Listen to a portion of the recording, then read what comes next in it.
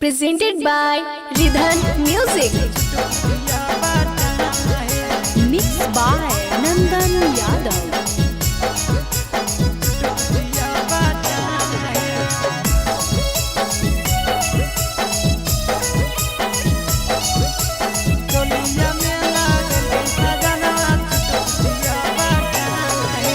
पेन्हे में हो भैया राम साखी खोले में हो भैया राम है।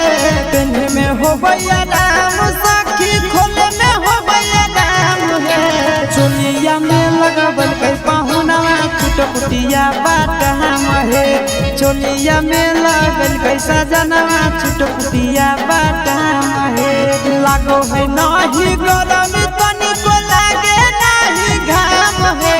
लागो है नहीं गरम तनिको लागे नहीं घाम है। चोलिया में लगावल कई बलमिया छुटपुटिया बात हम है।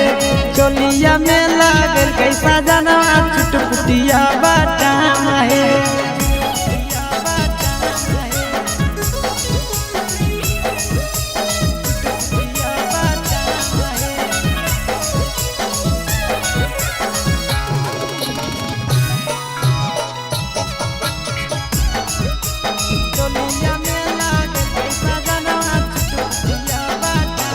सखी रे आगे से जलीदार पीछे से छूटल है भूरकी।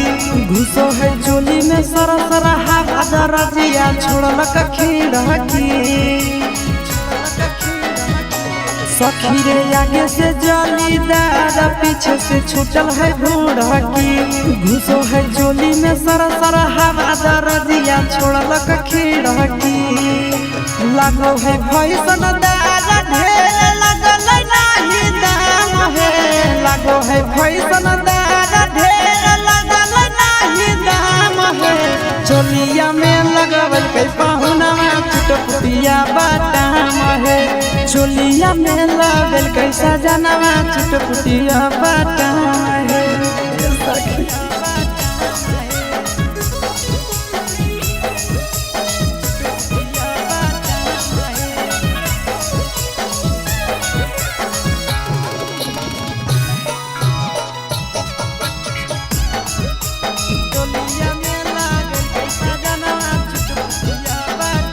कि हमर खुशी से डोलो है मनवा देखी नया मॉडल बना। देखे में लागो है अलमारी रखो ही मोबाइल बना। कि हमर खुशी से मनवा डोले देखी नया मॉडल बना।